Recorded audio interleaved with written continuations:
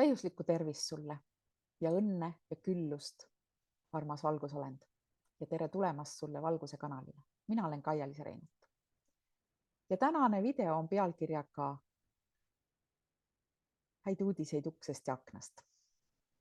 Et täna on jah huvitavat informatsiooni, mida tõepoolest tuleb igast erinevast aknast ja ma ei tea, kuidas teiega on, aga mina tunnen ennast mida päev edasi, seda rahulikumana ja sellise kindlamana ma ennast tunnen. Ja põhjus on selles, et me tegelikult oleme selles ülestõusmisprotsessis ja liigume kõrgemale ajaliinile inimkonnaga. Vähemalt enamus inimkonnast teeb seda. Ja tänane info on, ma lihtsalt juhuslikult sattusin kuulama Alex Collieri. Ma ei ole ammu teda kuulanud, aga kuuldasin ühte sellist videot, kus temalt küsiti, et kas on midagi sellist, mida tema näeb ka praegu nagu inimkonnas toimuvat ja mis teda nagu tõeliselt rõõmustab. Ja lisaks sellele, et ta rääkis sellest neljandasse, viiendasse dimensiooni liikumisest, mis praegu käimas on, siis ta ütles, et ta on väga rõõmus, sest ta näeb muutust meie finantssüsteemis, mis ei vabasta ainult paljusid inimesi, vaid eemaldab ka võlad ja see muutus siis vabastab inimkonna üleüldse võlapõhisest süsteemist, mida meie tegelikult üldse ise pole ju loonud endale. Ja ta rääkis ka sellest, et enamik inimesi ei taipa, sest me oleme elanud sellises ühes kindlas süsteemis, selles vanas rahasüsteemis, sellises, et sünnihetkest alates oleme me võlgnikud. Nii kui sünnime, me oleme kellelegi võlgu. Me oleme kellelegi teisele võlgu raha, ehk siis sünnitunnistused, iga leping, mis me oleme alla kirjutanud, iga abielu, iga lahutus, keegi teenib meie pealt raha sellise protsessiga, et meil on selline finantssüsteem olnud seni ja meid ennast maksustatakse siis taevani kõigega sisuliselt ju. Ja Alex ütleski, et ta on täiesti vaimustuses, nähes, kuidas see muutus siis kogub järjest enam hoogu. No me oleme rääkinud Valguse kanalil sellest muutusest alates aastast 2020. Võib-olla mõne jaoks liiga vara. Mina olen neid teadnud, neid asju ja kuidas ma jätan enda teada kõike seda, mis taustal toimub, selle asemel, et jagada seda teistega. Nii et kõik need, kes on alates Valguse kanali algusest peale olnud Valguse kanaliga koos, teavad seda mõnes mõttes natukene frustreerivad seisundid, kus nagu me teame asju, mis tuleb ja ikka veel ei tule ja ikka veel ei tule ja ikka veel ei tule. Aga nüüd, ehk siis see satanistlik rahasüsteem, mille all me kõik oleme elanud, ehk siis fiatsrahasüsteem, siis ja need kõik, kes on teinud põhjalikku uuringut või kas või vaadanud Valguse kanalit või minu seminare, siis me teame kõik ju seda kahju, mis on inimkonnale tekitatud, kuidas inimkonda on nii mitmel moel maha surutud. Ja kuna me tunneme seda omal nahal, siis ma usun, et kõik nõustuvad sellega.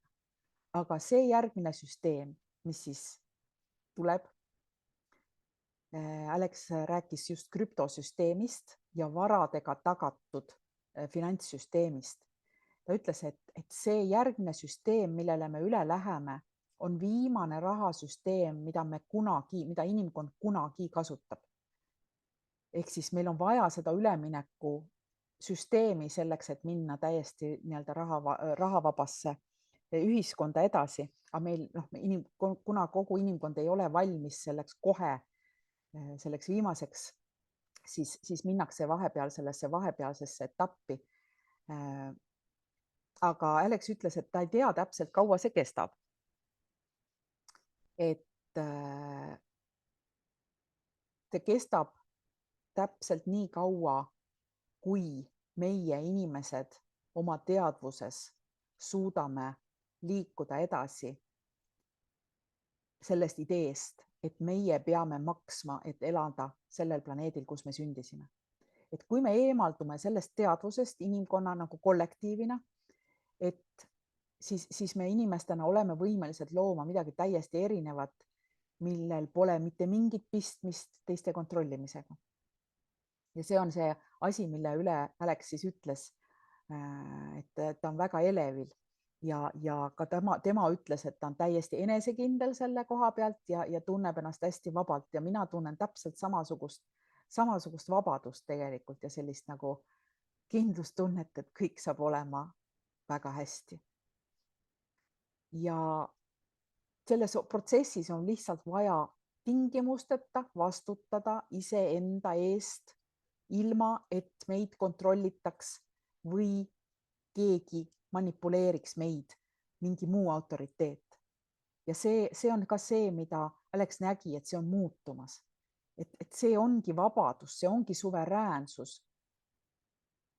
Ehk siis kui nii-öelda, et inimkond omab tõeliselt sellist rahvast ja ka rahva poolt loodud valitsust, mitte vanal viisil olevat valitsust nii-öelda, vaid selliselt, kes tõeliselt inimkonda toetab, inimkonna hüvangut hoiab nii-öelda kõige tähtsamana, siis selline ühiskond annab meile kõigile vabaduse olla mitte ainult see, kes me oleme, vaid ka luua seda, mida me tegelikult suudame luua ilma sekkumiseta, ilma energeetilise sekkumiseta.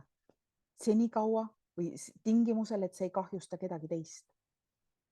Ja see, mida me peame meeles pidama, on see, et paljudele inimestele seesama kontseptsioon on tegelikult ikka veel väga uus kontseptsioon. Ja Alex tuletas meelde seda, või rääkis nagu sellist asja, et kui tema küsiks igalt ühelt meist, et kas me mäletame tegelikult iga päev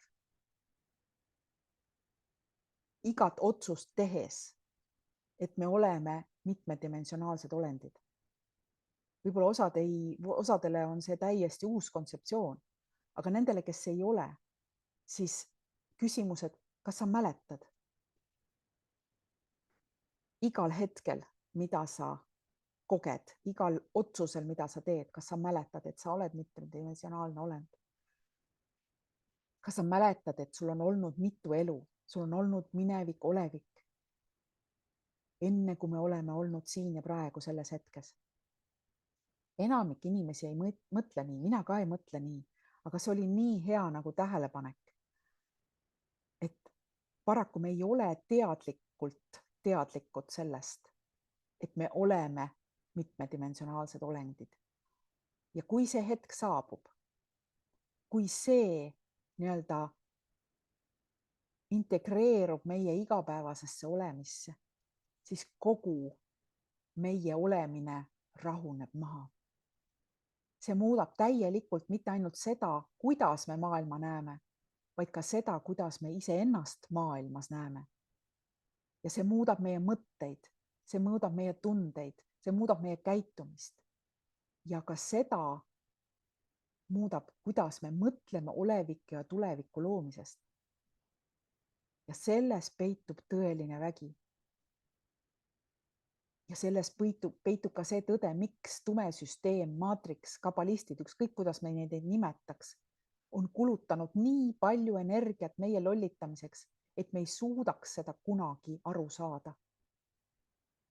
Sest nemad on elanud meie energiast. Ja see energia on loodud tegelikult meie teadvuse poolt. sest see energia, mis nüüd tumedaid jõude kõige rohkem huvitas, oli hirmu, võitluse ja selline paanikaenergia.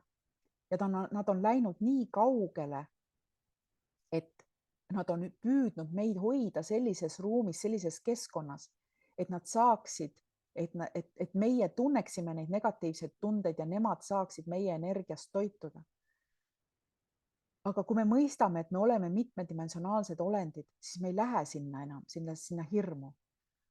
Me ei lähe sinna, sest me teame, et me mõistame seda, et me loome ja manifesteerime ennast igasse kohta samaaegselt. Ja loomulikult selle infoga on seda on palju vaja seedida. Ja tähtis on ka mõista seda, et meie oma hirmus loome endale negatiivset kogemust. Ja negatiivne pool on üritanud või saanud meie energiast toituda. Aga me oleme selle negatiivse hirmuenergia loonud ise. Ja hästi oluline on mõista ka neid otsuseid, mida me inimestena ja kollektiivina oma tuleviku kohta teeme. Sest see vanade struktuuride lammutamine ja vanade struktuuride sagedusel pole mitte midagi pistmist sellega, kuhu me liigume. Õnneks on see nii, seega tumedad jõud ei jää ellu niikuinii ja tumedad väga madala ja väga madala sagedusega inimesed. Aga need süsteemid, mida me loome, et inimkonda teenida, need uued süsteemid, valitsused, programmid, milles me kõik osaleme ja on avaldumisel meie reaalsuses, peavad vibratsiooniliselt ühinema sellega, kes me oleme ja kuhu me tulevikus läheme. Vastasel juhul need ei säili. Sest mis me peame meeles pidama on see, et kõik on energia. Teadvus on energia. Seega me peame nii mõtlema, kui me loome uusi struktuure, et mida me täpselt teeme. Ja see peaks kehtima kõige kohta. Jah, kindlasti on seal vastuolusid. Me teame, kuhu me läheme. Me teame, meie teadvus teab, et me läheme sisuliselt sarnasesse Star Treki tulevikku, mis puudutab küllust. Ja me liigume sinna, kus ei ole puudust. Ja ometi me näeme selles väga palju vastuolusid. Sest on ikka veel väga palju süsteeme, mis meil on, millest me endiselt sõltume, mis on puudusteadvuses, mis on hirmutavad ja me peame tegema otsuse uute struktuuride ülesehitamisele, mis on seotud külluse, õitsengu, vaba energiaga ja selliste sarnaste asjadega. Ja saate aru siin sellest vastuolust. Aga see on protsess. Ja see protsess seisab meil ees. Nii et teadlikult, kui me mõtleme selle peale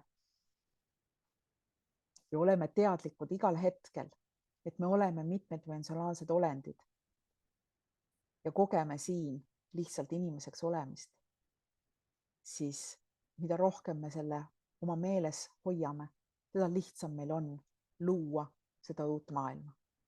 Vot selline lugu täna ja kohtumisi.